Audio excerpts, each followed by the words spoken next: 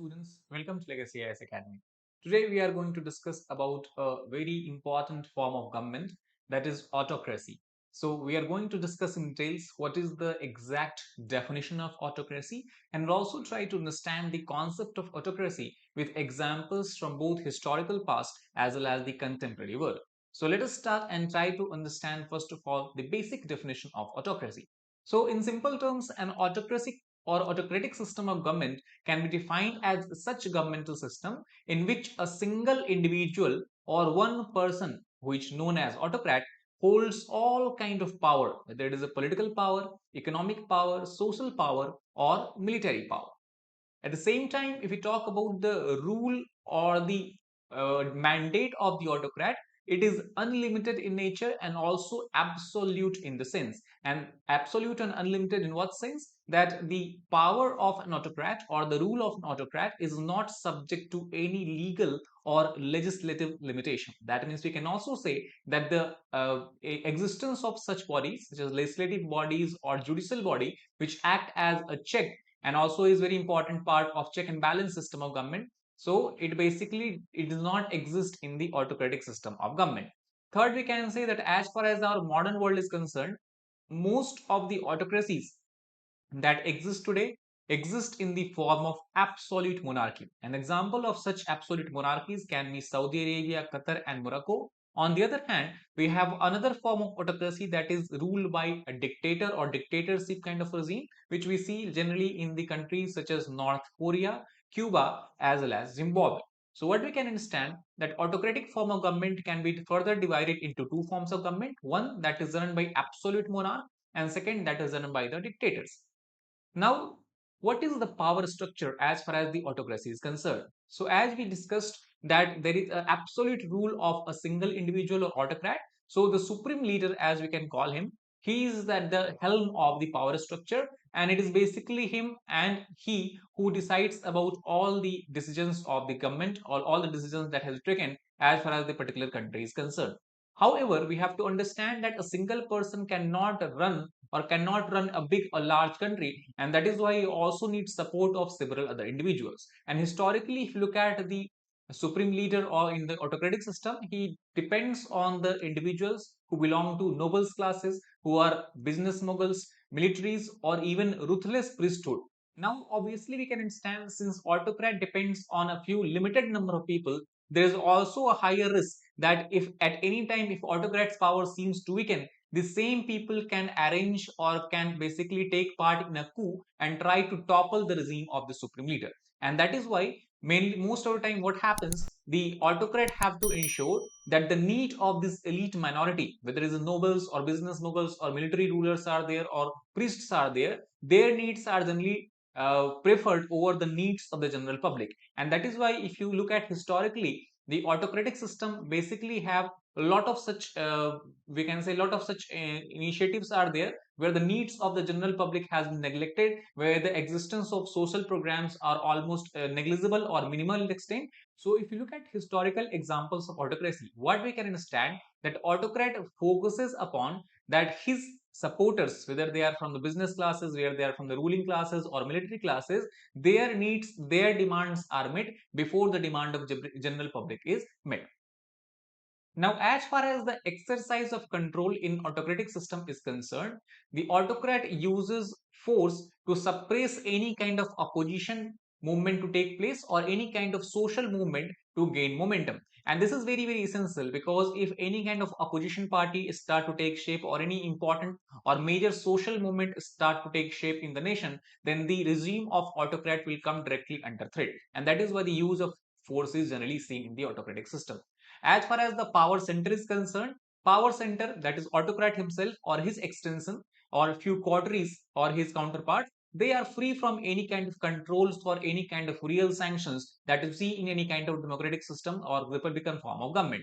So as we have discussed before, the branches such as executive, legislative, and judicial branches are totally absent, and there is no such checks and balances as far as the power in the government is concerned.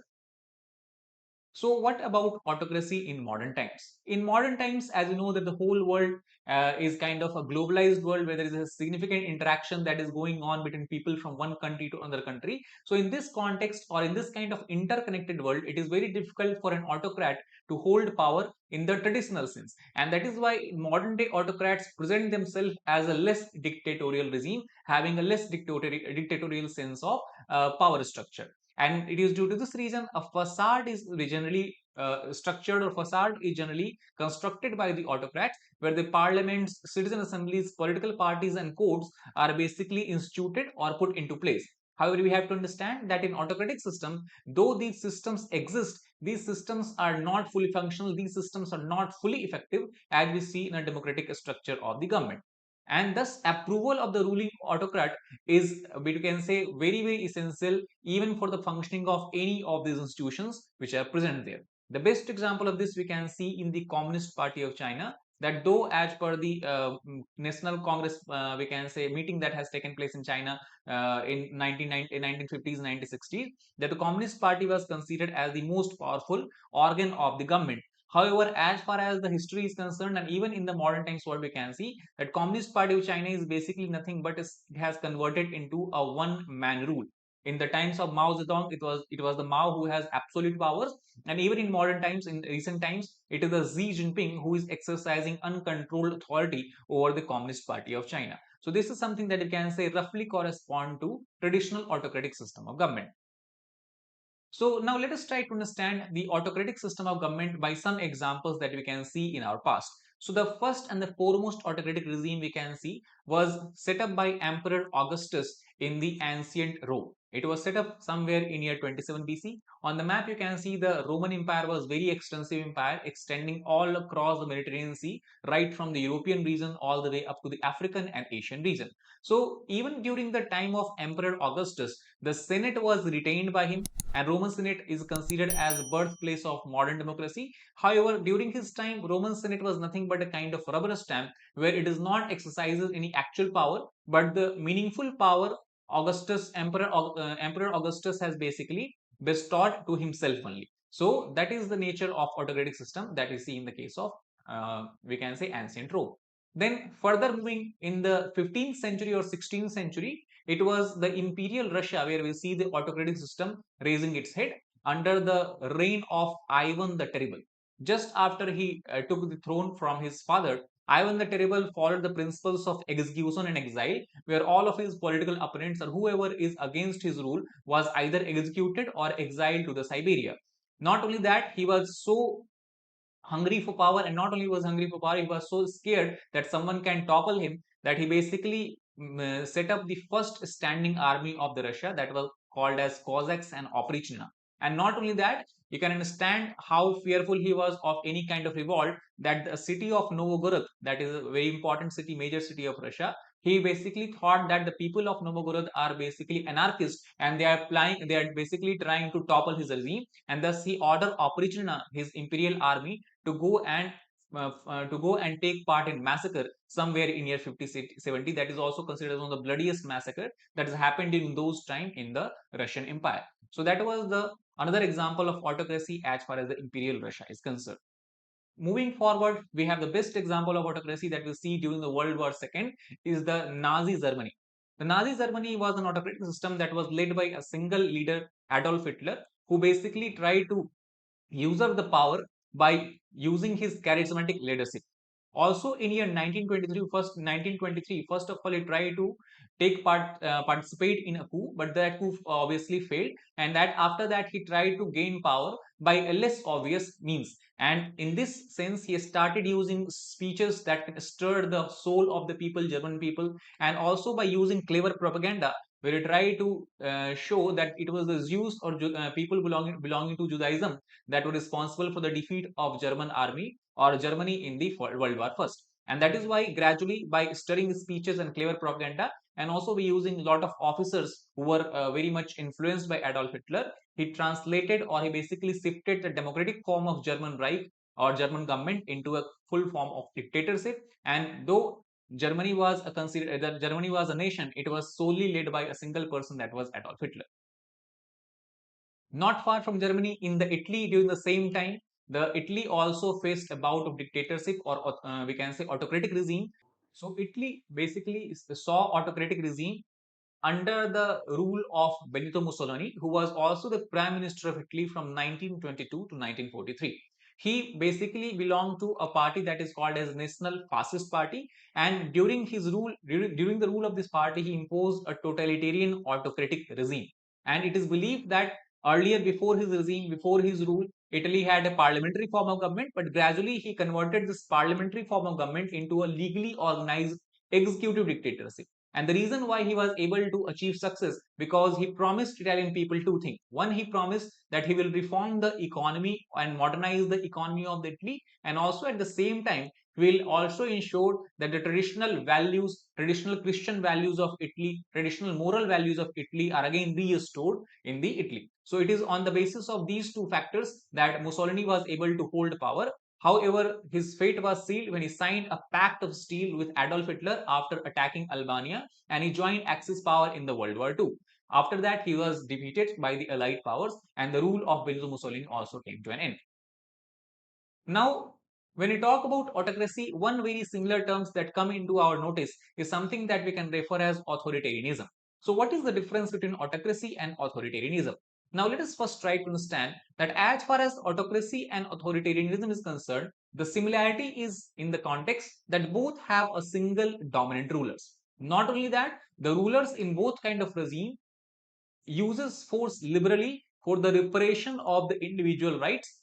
Now, if we try to understand the difference between autocracy and authoritarianism, in the autocratic form of government, the life of people is controlled to a lesser extent by autocrat, while in the authoritarian form of government, there is more control over the life of people. The other difference is that in the autocratic form of government, there is less chance for the abuse of power by the autocrat and its coteries.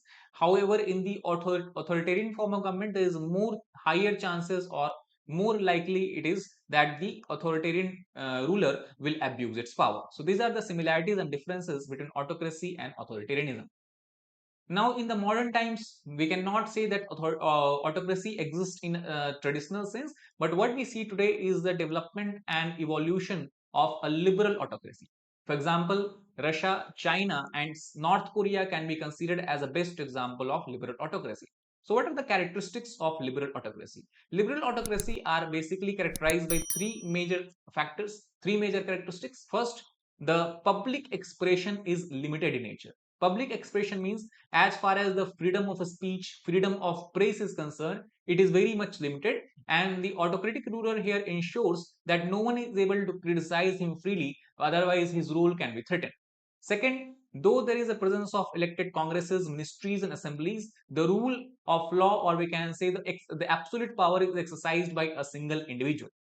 As we have discussed in the case of China, or in the case of North Korea, where we have the rulers such as Xi Jinping and we have this Kim Jong Un, they exercise complete power. And even in Russia, which was considered as a democratic country a few years back, here also, though the Duma, that is the congresses are there, elected congresses are there, exist, but most of the representatives are nothing but basically, we can say, are supporter of the Russian President Vladimir Putin. So in that sense, we can say that total power or absolute power is being enjoyed by a single individual, and that is why these countries are an example of a liberal form of autocracy. And thus we can say the liberal autocracy is nothing but try to present the government, or try to present the country in the guise of democracy, where it seems to the outsider that democratic system exists. However, this democratic system is completely dysfunctional.